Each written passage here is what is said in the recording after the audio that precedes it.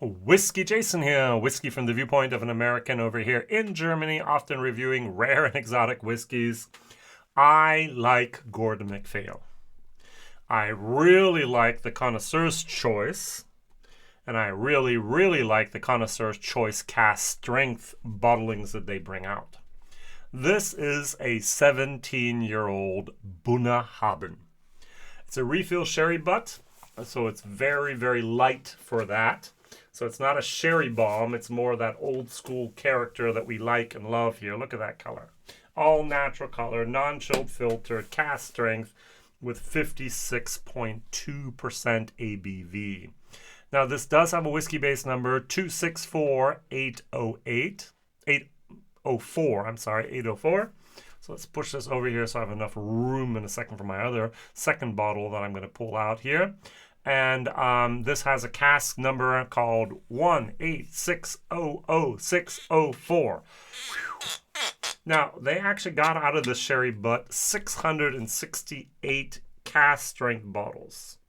I did the math very quickly with my calculator, and I figured out that if we were to take a 500-liter sherry butt, it was a sherry butt, there would be 467.6 liters out of that. So that's less than 32 liters that were lost in 17 years. That's less than 1%. I think it says vintage 2007, but it was bottled on the 28th of August, 2024. I think Gordon MacPhail actually poured casks together and then did a single cask, which is allowed. I would love it if the Scotch Whisky Association did not make you have a single cask, have a single cask for 1 day, 1 week, 1 month, but actually say, oh, full maturation in that one cask. That would make my life a tiny little bit more transparent. All right, it's just me though. Let's go over here. I have the Bunna 12, the cask strength from 2022, as my comparison whiskey. Here we have 56.2. Here we have 56.6% ABV. So I find that a very fair competition. Now I get this for under 100 euros over here in Germany. I've seen it as low as 82, and I've seen it as high as 99. So let's say it's under 100 euros. This is 149 euros, by the way. All right, so now the Distillery Bunna is fantastic. If you have not yet been there and you have plans to go there, please do. It's really worth it. Do the warehouse tasting. Go to the shop, the gift shop. When I was there in 2022, they just reopened the gift shop, or just opened the new gift shop, beautifully situated, great people that work there, wonderful whiskeys you can buy and take with you. Bunna's doing a lot of things right. About 1/3 of the production of Bunna every year is going to be peated. 2/3 is going to be unpeated. Now, according to this nice little book here that I love, Bunnahabhain is actually running 24/7. When I was there, they were running also then.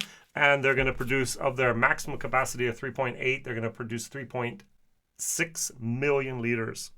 They have here a fermentation time now of between 52 and 54 hours. And what is interesting is that it says here the new era for Bunnahabhain, or Bunna, is also reflected in the sales figures, which in the last 5 years have gone up by 75% to 1 million bottles in the year 2022. Now, I know the facts here are not the most up to date, but 1 million bottles is fantastic for a brand.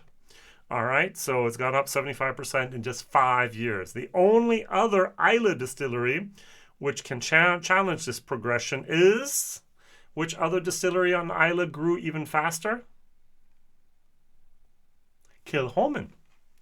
They grew in the same time period 110%, which I thought was interesting. All right, what I did not know is that the cut points for the unpeated is different than the peated, and they actually here in the book give us there.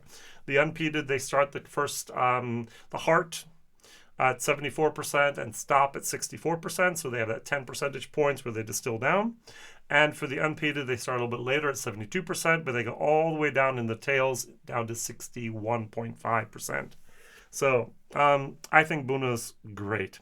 It belongs to CVH Spirits. You don't know CVH? Well, CVH is the spin-off of Distill Spirits. Distill Spirits was bought by Heineken. Heineken did not want to make Bunna, Tobermory, which is also Legic, and Bunna. And they also have Black Bottle, and they have Scottish Leader is the other one. Those are the two blended Scotch that they have. And so they spun them off. And that's fine. 17 years of age, 12 years of age. If you look at the color here, you will definitely notice that the 12-year-old cask strength is much more sherry intense than this nice little color here of the 17-year-old. Now, if you go to the website, the website is called, at least what I'm at, is retail-gordon-and-MacPhail.com. You can go there and find the Connoisseurs collections, the Connoisseurs Choice, and you'll find that they have wonderful, wonderful whiskeys here. Created in 1968 by whiskey visionary Mr. George Orquat, the Connoisseurs Choice range has featured more than 2,000 bottlings from almost 100 Scottish distilleries. Each Connoisseur's Choice whiskey story is told through its label, cask type, bottling date, strength, vintage, and tasting notes.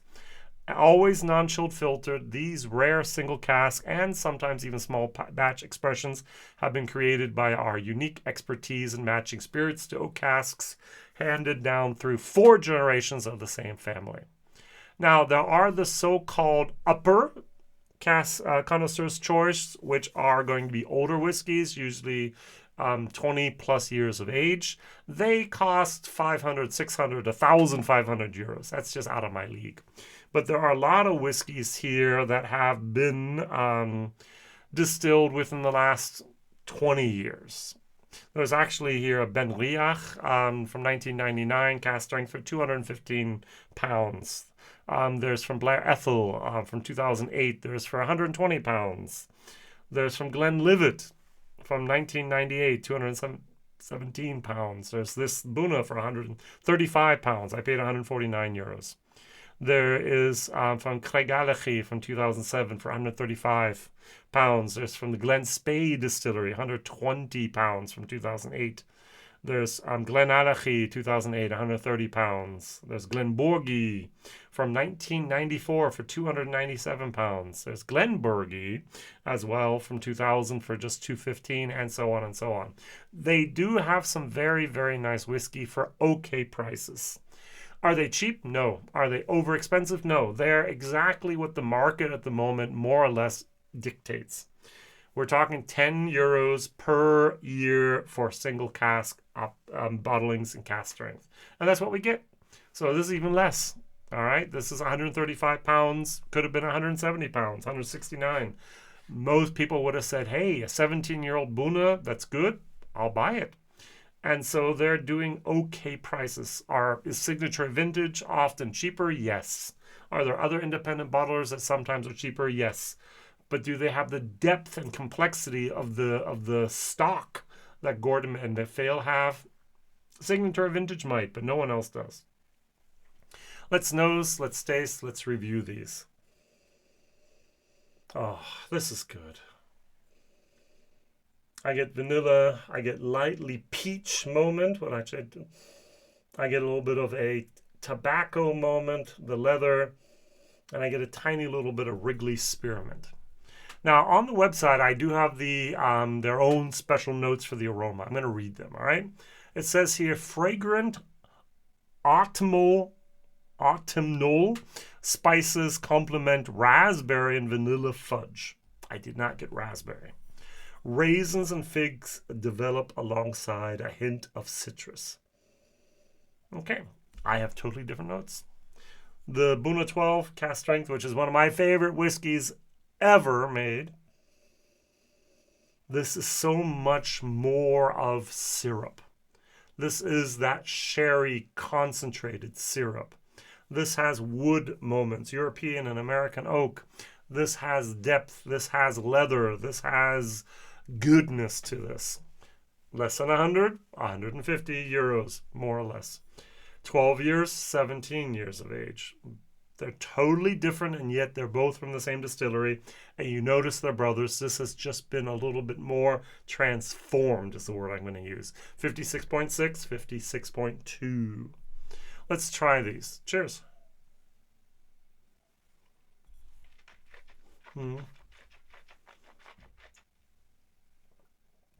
This is good. This is a B whiskey without water. There's a tiny little bit of heat still in there. Poached pears. Leather. Wrigley spearmint. I still got a tiny little bit of that. And I'm going to go with grilled peaches. I really like. It says here, Sevilla orange, zest gives way to licorice, did not get the licorice, and black currant. Brazilian nuts come to the fore, accompanied by mature oak and a hint of garden mint. And the finish is medium-bodied and spicy with lasting fresh ginger. Don't get the ginger either. I got a little bit of that heat, though. Now, with water, it turns into more of vanilla, sweet goodness. I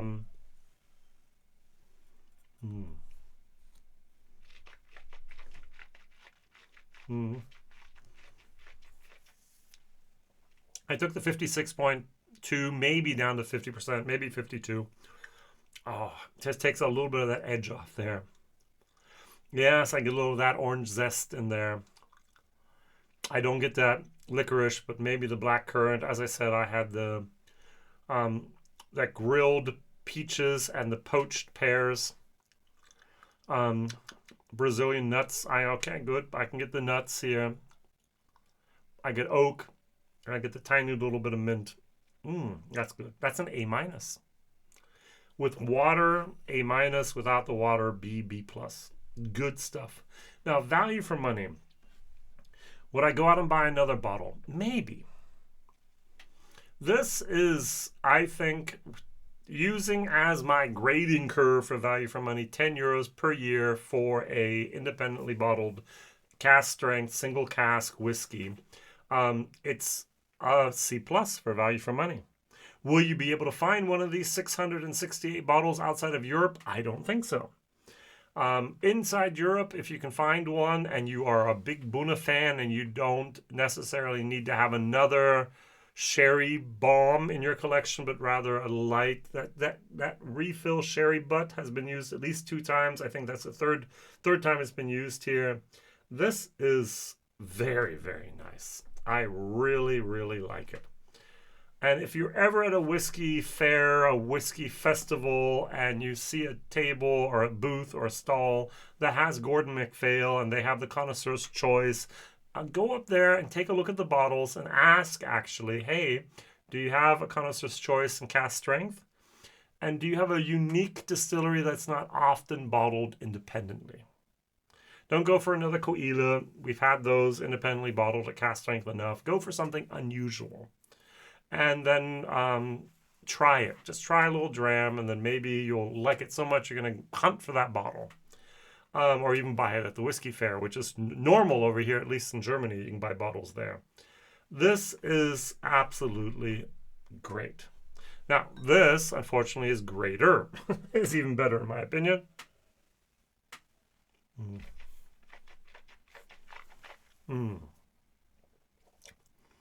That reminds me of everything Buna does fabulously. This puts me mentally and physically back into the warehouse in Buna, on the island of Islay. And I was just tasted that cask strength directly from the barrel. Oh, goodness of that sherry. That's it. This is fantastic. This is great. This is wonderful. At a wonderful price. But this is that old school moment. Not sherry, but distillery character. And I like this as well. This is a tad bit more my taste, but maybe you have 1 or 2 bottles bunkered away. You want to have something else from Buna that's different and yet unique and wonderful. Gordon MacPhail's Connoisseurs Choice, cask strength. Oh, okay. Wait a second here.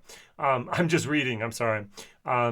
2000. It says actually on the website distilled on 15th of March 2007. That information is not on the label. Just says 2007. And it was bottled on the 28th of August 2024. And the cask was refill sherry butt. 668 bottles. Colors golden, by the way. So take a look at the website. As I said, retail-gordonandmacphail.com. Go over to the collections and the Connoisseur's Choice and the products and the cask strength, and you're going to be surprised at the amount of great bottlings they have. So my question of the day is, what is your favorite product from Bunnahabhain? You can say Bunna, you can say Bunnahabhain. What is your favorite? Is it an independently bottled? Is it the 12 cask strength? The value for money and the taste, the 12 cask strength is unbeatable in my opinion. 2024, there was none. Sad, Jason. There was an 18-year-old, but I didn't get my hands on that. I didn't even see one of those. But these were a value for money great. If I remember correctly, I was watching a live stream with one of the creators of the Bunnahabhain whiskey, a lady, and she said 2025, there should be another 12-year-old. So we'll see. Thank you very much for watching, liking, subscribing, and telling others about this crazy guy over here tasting whiskey you might not ever see. But if you do see them and I like them, I highly recommend buying one. All the best. See you real soon. Whiskey Jason here. Bye-bye.